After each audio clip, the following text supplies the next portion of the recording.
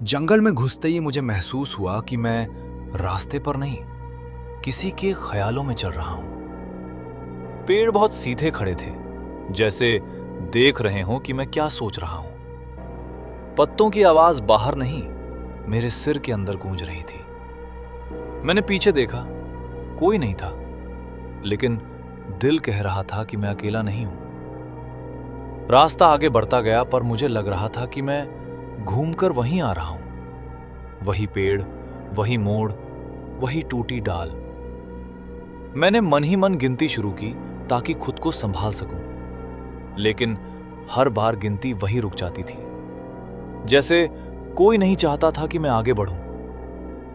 तभी मुझे अपने कदमों की आवाज 2 बार सुनाई दी, एक आगे से, एक पीछे से।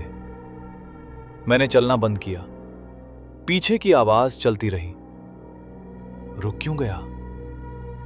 यह आवाज किसी और की नहीं, मेरी ही थी। मैंने अपना नाम लिया। जंगल ने जवाब दिया। हर पेड़ से मेरी ही आवाज लौटी, यहीं रहे। मेरी सांस तेज हो गई। मुझे लगने लगा कि हवा भारी नहीं, चिपचिपी है, जैसे दिमाग से लिपट रही हो। तभी रास्ते के बीच मुझे अपना बैग पड़ा दिखा, जबकि बैग मेरी पीठ पर था। मैंने पीछे हाथ डाला, पीठ खाली थी। मैंने बैग जमीन से उठाया।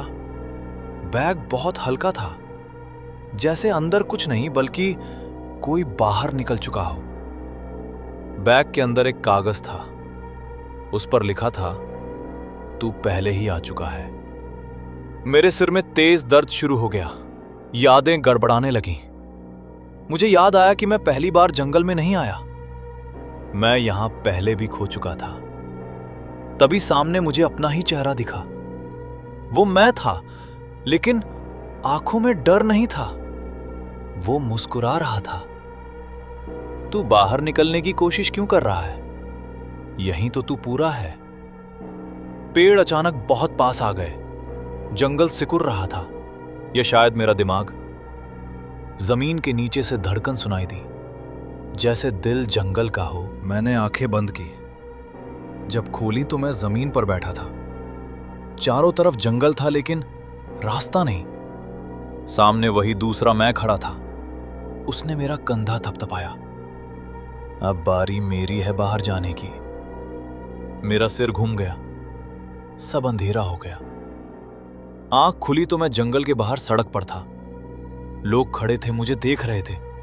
किसी ने कहा, यह आदमी 2 दिन से बुदबुदा रहा था। मैंने राहत की सांस ली। तभी मुझे अपने मुंह से आवाज निकलती महसूस हुई, अब तू अंदर रह। आवाज मेरी नहीं थी, और मुझे समझ आ गया, जंगल से मैं बाहर आ गया हूं, लेकिन दिमाग अब भी वहीं अटका है।